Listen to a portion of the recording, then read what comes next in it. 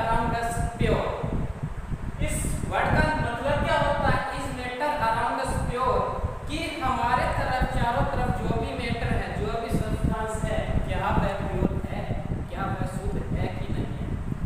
मैंने इससे पहले चैप्टर नंबर 1 में बताया था व्हाट इज मैटर। मैटर होता क्या है? The substance which is around us is called matter. अपने चारों तरफ जो भी सब्सटेंस है वो एक्चुअल में मैटर कहलाता है। उसके अंदर फूड ले लो, उसके अंदर तुम क्लाउड ले सकते हो, स्टोन ले सकते हो, जो कुछ भी अपने चारों तरफ है उसको एक्चुअल में अपन मैटर कहते हैं। Now in this chapter first topic is mixture. Actual में मिक्सचर होता क्या है? If one substance mixed in any proportion, आपको पता है जब सब्सटेंस आपस में मिक्स हो जाते हैं, मिल जाते हैं, उसको अपन क्या कह सकते हैं? मिक्सचर कह सकते हैं। एग्जाम्पल के थ्रू अपन समझते हैं। जब अपन कोई भी पानी लेते हैं, पानी के अंदर क्या कर लेते हैं? शुगर को मिक्स कर देते हैं, वह भी एक टाइप का क्या बन जाता है? मिक्सचर बन जाता है। अपन शिकंजी बनाते हैं, शिकंजी के अंदर भी क्या है? आपको पता है अपन साल्ट भी मिक्स करते हैं, अपन शुगर भी मिक्स करते हैं और उसके साथ साथ में पानी भी लेते हैं। तो यह एक्चुअल में इन सब्सटेंस का क्या होता है? मिक्सचर होता है। अब टाइप्स ऑफ मिक्सचर, मिक्सचर कितने टाइप्स के होते हैं? जैसा बोर्ड पे लिखा हुआ है 2 टाइप्स ऑफ मिक्सचर, 2 टाइप के मिक्सचर बताए गए हैं। पहला है होमोजेनस मिक्सचर, दूसरा है हेटेरोजेनस मिक्सचर। होमोजेनस मिक्सचर किसे कहते हैं? What is homogeneous mixture? Any substance are disappeared completely, any substance are mixed completely. जब कोई भी सब्सटेंस होता है पूरी तरीके से मिक्स हो जाता है, उसको अपन होमोजेनस मिक्सचर कहते हैं। ऐसे मैंने अभी पहले ही एग्जांपल बताया था। जब अपन पानी के अंदर साल्ट या शुगर को डिजोल्व करते हैं तो साल्ट और शुगर पूरी तरीके से डिजोल्व हो जाती है, अपने को दिखती नहीं है। इस टाइप के मिक्सचर को अपन होमोजेनस मिक्सचर कहते हैं। Second one is heterogeneous mixture. क्या होता है? Do not dissolve completely. इसके अंदर क्या होता है? सब्सटेंस पूरी तरीके से डिजोल्व नहीं होता है, घुलता नहीं है। इसका एक अच्छा एग्जांपल है, जब अपन पानी के अंदर तेल को डिजोल्व करते हैं, ऑयल को डिजोल्व करते हैं, जो पानी की वाटर की लेयर होती है वो नीचे अपने को साफ दिखाई देती है, उसके ऊपर अपने को ऑयल की लेयर दिखाई देती है। इस टाइप का मिक्सचर जो पूरी तरीके से घुलता नहीं है, दोनों के दोनों सब्सटेंस अपने को दिखाई देते हैं, इस टाइप के मिक्सचर को अपन हेटेरोजेनस मिक्सचर कहते हैं। इसके बाद में एग्जाम के पर्पज से आपके बुक में कुछ महत्वपूर्ण क्वेश्चंस दिए गए हैं, अपन उन पर डिस्कस करते हैं। So first one is what is mean by substance. Actual में सब्सटेंस होता क्या है? एक pure single form of matter. Matter की एक सिंगल फॉर्म होती है। मैटर की एक्चुअल में जो सिंगल फॉर्म होती है उसको अपन सब्सटेंस कहते हैं, और इनकी जो प्रॉपर्टीज होती है वो डिफिनिट होती है। डिफिनिट का मतलब अपन जानते हैं एक्चुअल में इनकी प्रॉपर्टी क्या होती है। इसी में सेकंड क्वेश्चन दे रखा है difference between homogeneous and heterogeneous mixture. मैंने अभी बताया था आपको इनकी डेफिनेशन, एक्चुअल में वो भी एक डिफरेंस हो सकता है, आप लिख सकते हो। अब अपन इनके डिफरेंस पर डिस्कस करते हैं। तो first one is particles are uniformly distributed throughout the mixture. इसके अंदर क्या है? पार्टिकल्स जो होते हैं पूरी तरीके से डिसॉल्व होते हैं, जबकि उसमें all the particles are completely mixed. Heterogeneous mixture all the particles are completely mixed. इसके अंदर जितने भी particles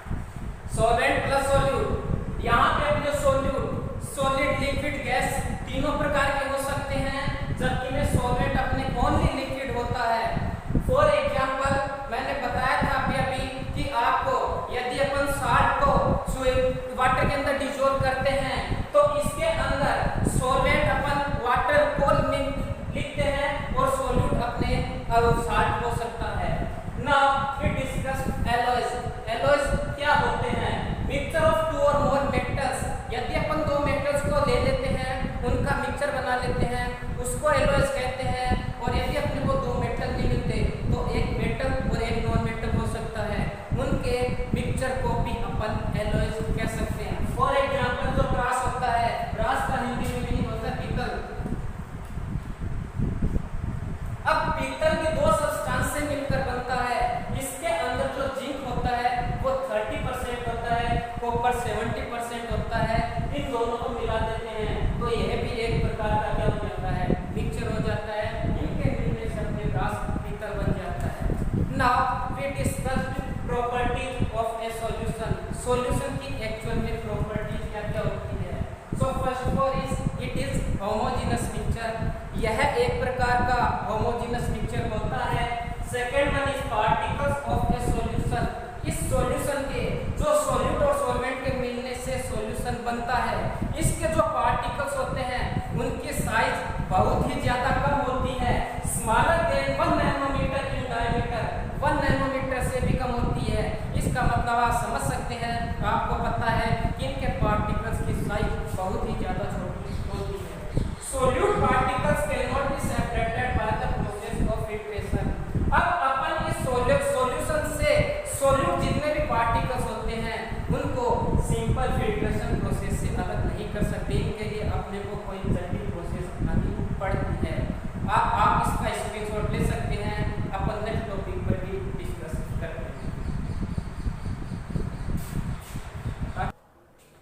Now we discuss the concentration of a solution. इसमें फर्स्ट आता है saturated solution. What is saturated solution?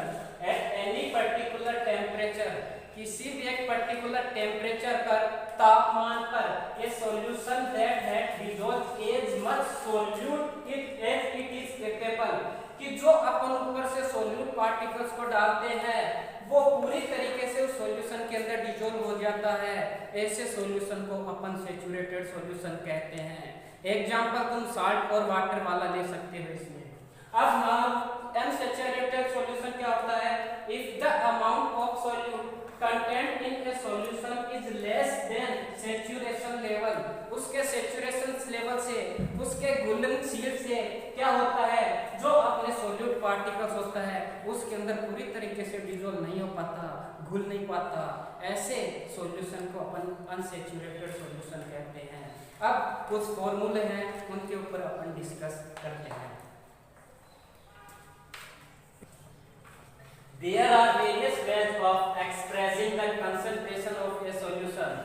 कोई भी सॉल्यूशन अपने को दिया हुआ है, उसकी कंसंट्रेशन अपन कैसे डिनोट करते हैं, कैसे पता लगाते हैं, उसके कुछ फॉर्मूले अपने को दिए गए हैं, उनके ऊपर अपन डिस्कस करते हैं। First, mass by mass percentage of a solution.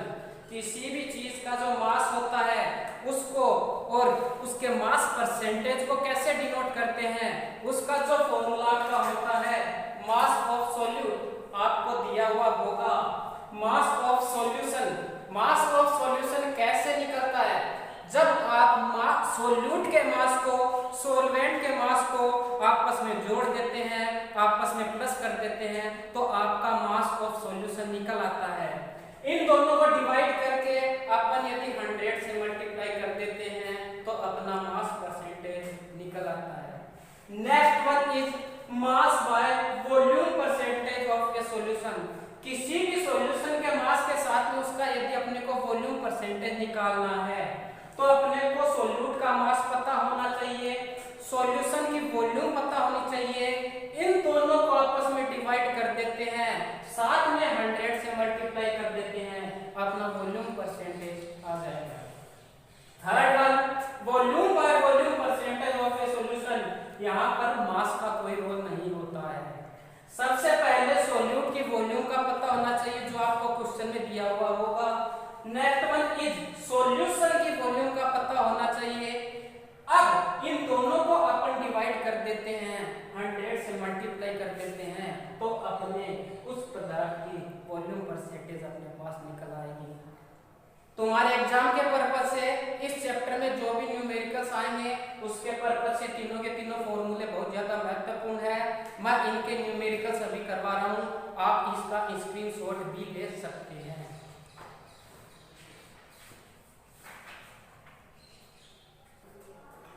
अब यहाँ पर उन जो मैंने अभी फॉर्मूले बताए थे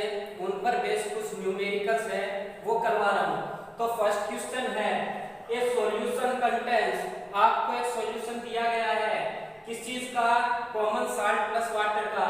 उसके अंदर सॉल्ट तो 40 ग्राम 40 ग्राम है और वाटर 320 ग्राम 320 ग्राम है। आपने को निकालना क्या है, calculate the concentration in terms of mass by इस सॉल्यूशन का अपने को मास परसेंटेज निकालना है।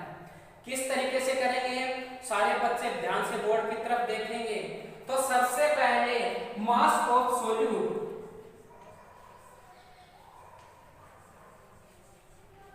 सोल्यूट क्या होता है, जो अपन उस वाटर के अंदर डिसॉल्व करते हैं, मींस यहाँ पर सोल्यूट कॉमन साल्ट होगा। तो यहाँ पर सोल्यूट अपने को कितना दिया हुआ है, 40 ग्राम दिया हुआ है।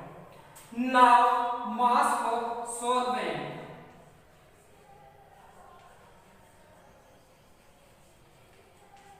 मास ऑफ सॉल्वेंट अपने को दिया हुआ है 320 ग्राम।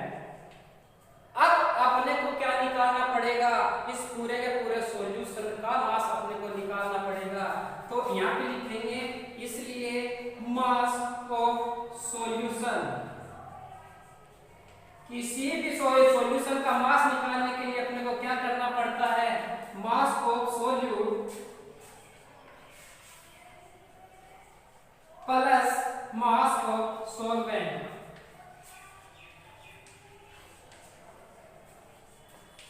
ठीक है, अपने को सोल्यूट का मास दिया हुआ है 40 प्लस सॉल्वेंट का मास दिया हुआ है 320, तो इन दोनों को जोड़ेंगे 360 ग्राम आ चुका है। यह जो मास आया है किस चीज का आया है, इस पूरे के पूरे सॉल्यूशन का आया है। अब अपने को क्या निकालना है, इस सॉल्यूशन का मास परसेंटेज निकालना है। वो किस तरीके से निकालेंगे, मास परसेंटेज, इसका फॉर्मूला क्या होता है, मास ऑफ सॉल्यूट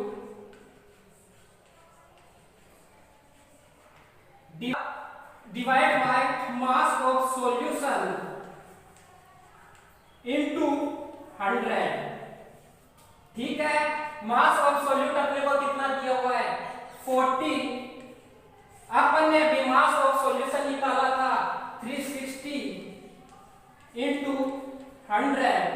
अब 0 से 0 मास ऑफ सॉल्यूट बताया था 40, मास ऑफ सॉल्यूशन 360 बताया था, इन दोनों को 100 से मल्टीप्लाई कर देंगे। अब 0 से 0 कट गया, 4 और 36 आपस में डिवाइड होते हैं, 4 के टेबल से करते हैं तो यहाँ पे 36 9 बार रहता है, तो यहाँ पे बच गया 100 डिवाइड बाय 9। अब इसको नीचे और ज्यादा सॉल्यूट अपन सॉल्व करते हैं तो इसका आंसर 11.1% आएगा। ये आंसर किसका आया है, अपने की सॉल्यूशन का मास परसेंटेज आया है। इसी तरीके का एक और क्वेश्चन अपन करते हैं। अब इस क्वेश्चन को अपन देखते हैं।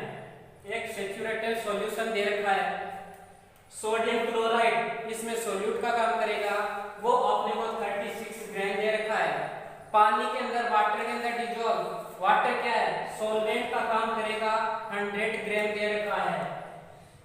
एक यहाँ पे टेम्परेचर भी दे रखा है 293 केल्विन। फाइंड इट्स कंसंट्रेशन, इसकी सॉल्यूशन की अपने को कंसंट्रेशन इस टेम्परेचर पर निकालनी है। जैसा मैंने पहले क्वेश्चन में करवाया था, सबसे पहले मास ऑफ सोल्यूट, यहाँ पे सोल्यूट क्या है, सोडियम क्लोराइड NaCl इसका फॉर्मूला होता है। इसका मास अपने को कितना दे रखा है 36 ग्राम दे रखा है। नाउ मास ऑफ सॉल्वेंट आपने को कितना दे रखा है 100 ग्राम दे रखा है। अब मास ऑफ सॉल्यूशन कैसे निकालेंगे, mass of solute plus mass of solvent, इन दोनों को ऐड कर देंगे, अपने पास मास ऑफ सॉल्यूशन आ जाएगा। तो mass of solution equal to mass of solute plus mass of solvent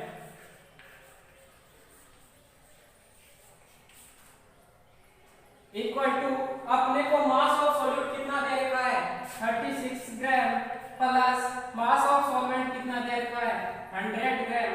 इन दोनों को अपन ऐड करते हैं 136 ग्राम आ जाता है।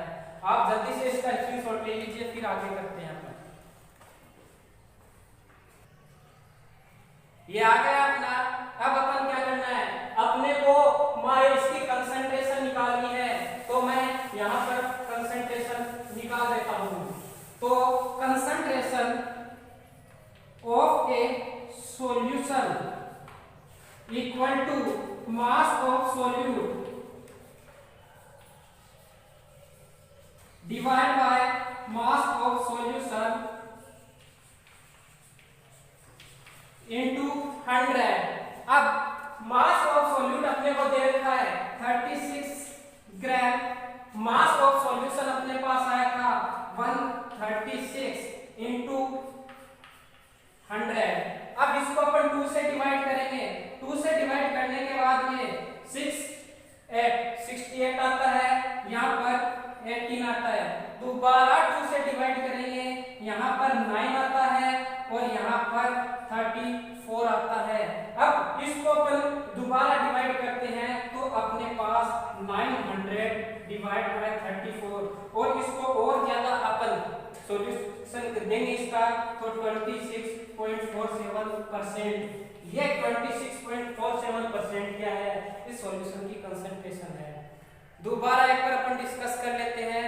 मैंने आज चैप्टर 2 स्टार्ट किया है, उसके अंदर आपको मिक्सचर के बारे में बताया था, types of mixture, homogeneous mixture, heterogeneous mixture के बारे में बताया था, उन दोनों के अंदर डिफरेंस बताया था। उसके बाद में solution, saturated solution, unsaturated solution के बारे में बताया था। उसके बाद में फॉर्मूले बताए थे कि किसी भी चीज की मास कंसंट्रेशन या वॉल्यूम कंसंट्रेशन अपन कैसे निकालते हैं, कैसे सोल्व करते हैं।